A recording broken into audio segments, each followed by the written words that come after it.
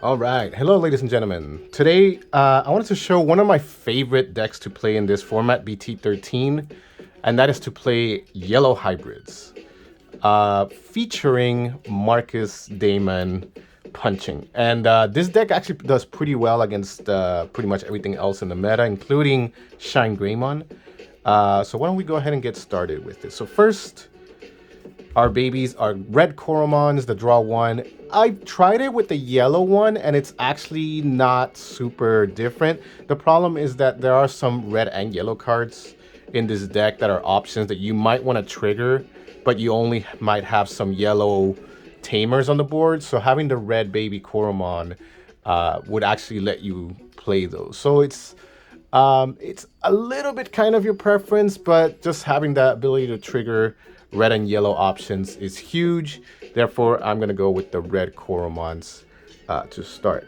Second, we only run one rookie that can Digivolve on those Koromons, and that would be this Agumon, the red and yellow one, which can trigger, of course, the red and yellow options. There's only 4, so it does mean that sometimes you just won't draw it. But this one, when you have a Marcus in play, it turns it into a 3000 DP Digimon, which is actually what you want this card for.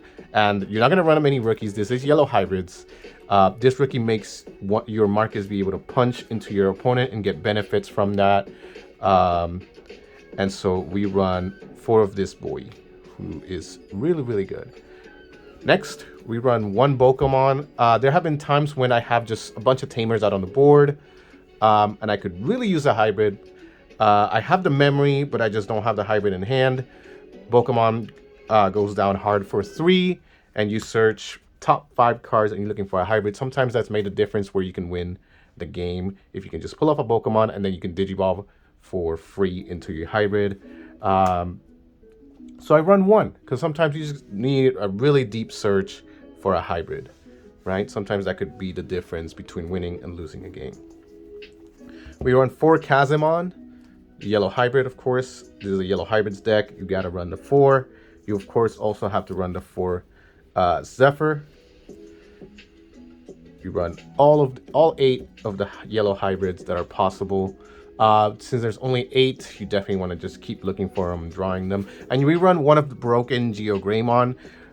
Many people want me to run more than 1, but like I said, there's only 4 Agumons in this deck.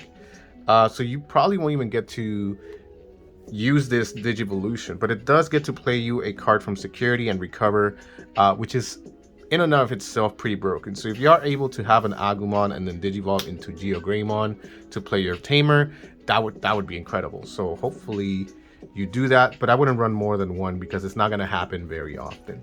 You have to run the 1-off Jet Sylphimon. Sometimes recovering for that 1 is really, really good. If you could run 4, of course you would, but there's a reason this card is limited to 1, because recovering for a Digivolution of 1 into an ultimate is actually pretty strong, right? Next, I run 3 of the play a Marcus RizeGreymon.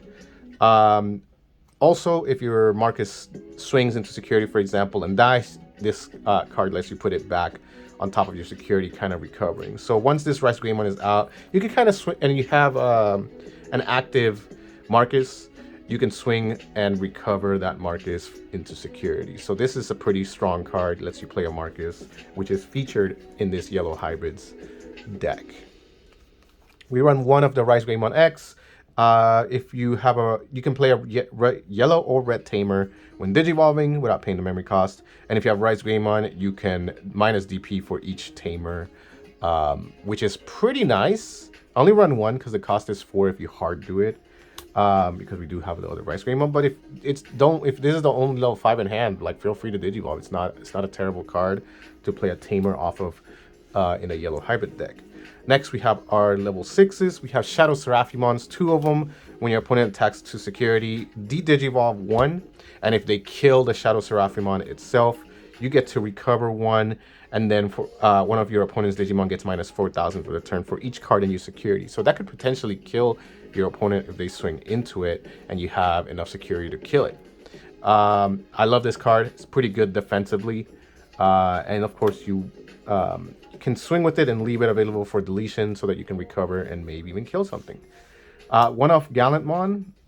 Sometimes you'll just have Tamers and you kind of need a swing, and there's a lot of cards in trash. This is very much a late game card. Remember that you have to have no Digimon in play. Sometimes you just have a bunch of hybrids. You can play this card. You can reduce the cost of this card for 2 for every 5 cards in your trash, or in both players' trashes. So you could potentially, late game, if there's a lot of cards in trash, bring this out for either really cheap or free. It does have Rush, so you can swing immediately, and it gets to delete Digimon with 6,000 DP or less. That's usually the amount of many blockers. This is a Gallantmon, can punch for game many times, and it can also delete 13k if it did not delete a 6k on play. Pretty strong, pretty useful card in this deck. One of that really works. Next, we have 2 DeathXmons. These cards are obviously really good. If your opponent is running RizeGreymon specifically and just have a ton of Marcuses and Tamers out there, DeathXmon can turn the tables for you. It can come out for free sometimes. And of course, there's a big body in security if it ends up being over there. So we run 2 DeathXmons in this deck. Next, 4 TKs. Getting your pieces from security and knowing what's in security is really important in a yellow hybrids deck. If you have more than 1 TK, of course, you want a hybrid on top of it, if possible. But picking things up off security is really important when you run yellow. So this TK, 4 of. You got to run 4 of. Next, Zoe. Zoe searches for hybrids, costs only 3. If this is your turn 1 play, that's fine. You happen to pick up a hybrid from your security. You also get the knowledge of knowing what's in your security. And of course, going into a hybrid off of Zoe has the added benefit of adding DP to your security, which it may not matter sometimes, but sometimes it does. Sometimes you want to have that extra security, extra DP in your security. We run 3 of the TK and Kari.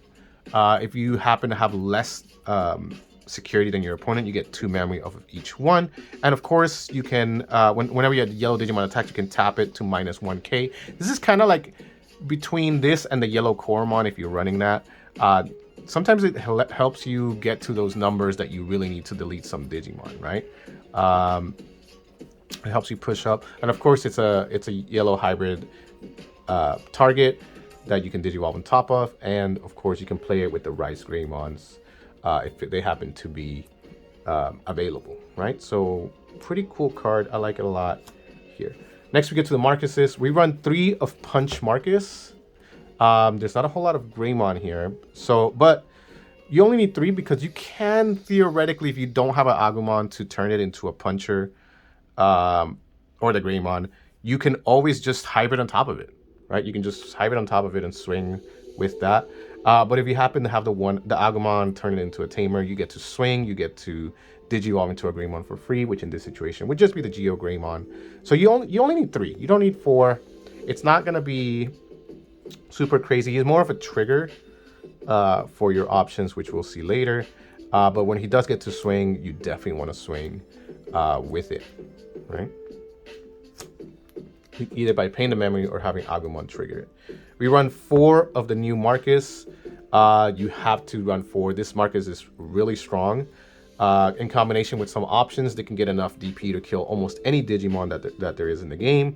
If you have an Agumon or Greymon, you can and you happen to attack with it, you do gain 1 memory.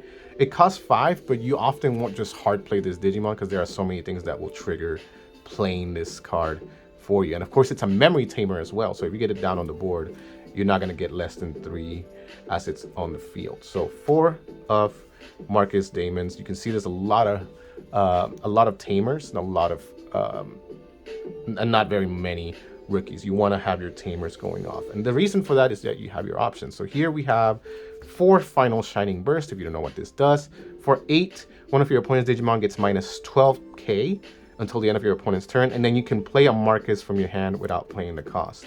So you can play, for example, this Marcus, which on play also -3k to your opponent, for a combination of -15, and now you have your Marcus out on the field for the rest of the game, or as long as he's alive, of course, right? So -15, get a Marcus out for 5.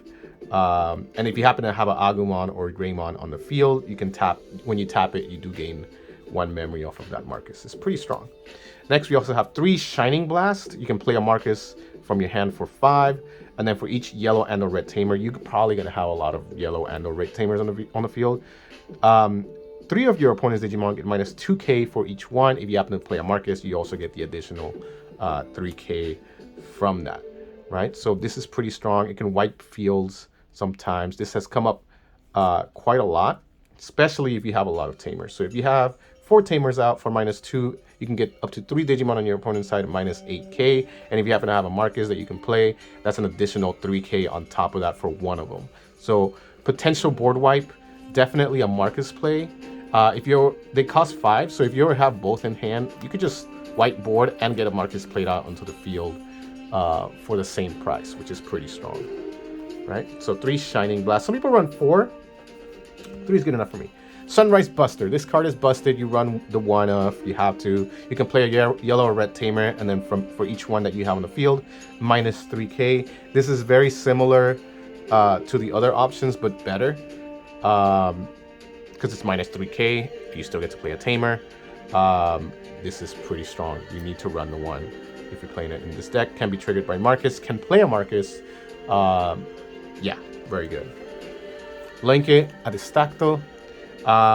You trigger this, you have yellow. If you have 3 security, you can wipe up to 2 Digimon by placing one on top of the security stack, or minus 12k if you have 3 on the field. Depending on what you have, you could definitely mess around with this. And sometimes the only interaction you can have is to place a card back on top of security. So this one works pretty well for that.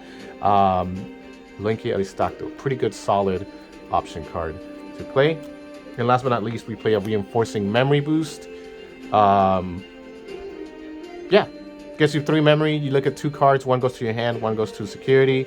That can be pretty good in many situations. So we have a lot of options in this deck. We have a lot of Tamers. This is yellow hybrid. And the combinations that you can pull off with this deck against the meta are really incredible. I love playing this deck. It's really fun. And I hope that if you get to try this, that you see how strong and good it is. So thank you so much for watching, and I'll see you in the next video. Peace.